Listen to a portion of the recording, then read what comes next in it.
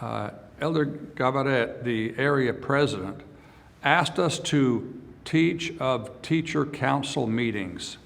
And so I prepared to do so.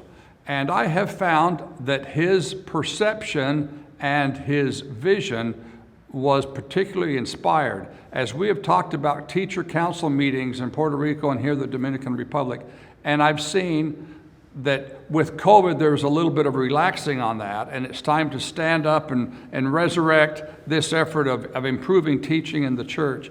I've been grateful for that, and that will change the way I look at teaching teacher council meetings going forward. Something else that has been impressed upon me is teacher council meetings for parents. That if we're saying that it is centered in the home and supported in the church, and we're only teaching and trying to improve teaching in the church, that's a huge mistake, because we need to be supporting and teaching and encouraging better teaching in the home. And those are teacher council meetings for parents. So going forward, when people say, how do we do it? I'm going to say this: get a calendar.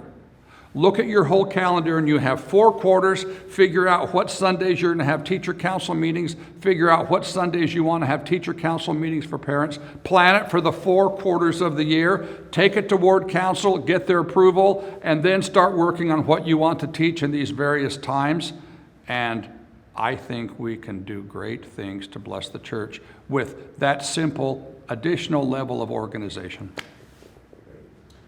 which I had never considered before. I had never thought about how to actually do it. Before, it was more talking about, well, we need to do this. And now, when I've been here, it's been, good brother, it's not good enough to say, well, this is what we ought to do. It's how do we actually do it? And I think we start with a year calendar and we look at it. And maybe it ought to be in paper so we can see it all at the same time. That's just my thought.